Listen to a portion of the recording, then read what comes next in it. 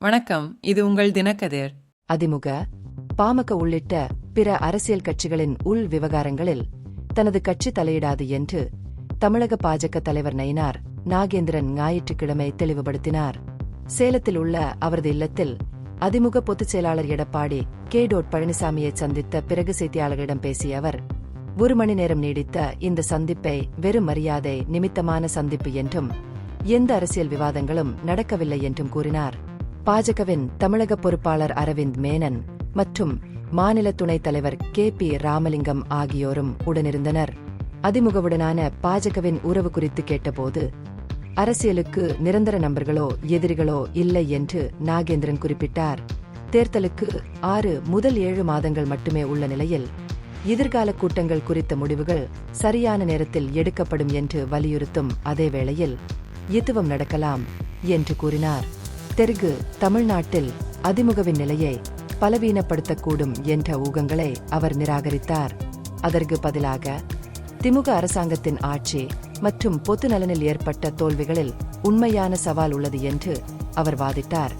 வரவிருக்கும் சட்டமன்ற தேர்தல்களில் ஆட்சி மாற்றம் தவிர்க்க முடியாதது என்று வலியுறுத்தினார்.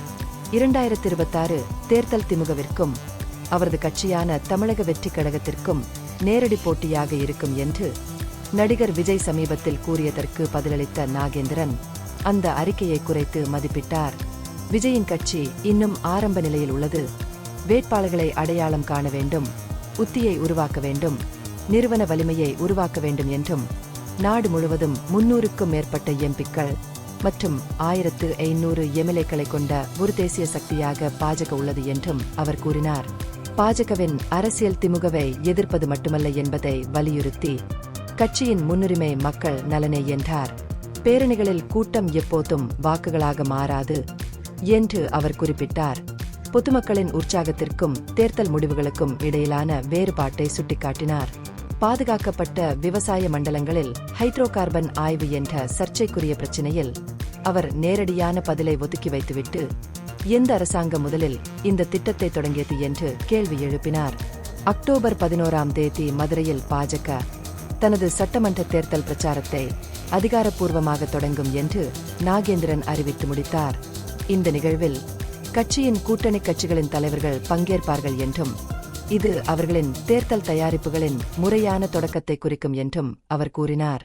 இந்த பகுப்பாய்வு நுண்ணறிவுள்ளதாக கண்டால் முக்கியமான அரசியல் முன்னேற்றங்கள் குறித்த கூடுதல் புதுப்பிப்புகளுக்கு லைக் செய்யவும், ஷேர் செய்யவும், சப்ஸ்கிரைப் செய்யவும். இது உங்கள் தினக்கதிர். நன்றி.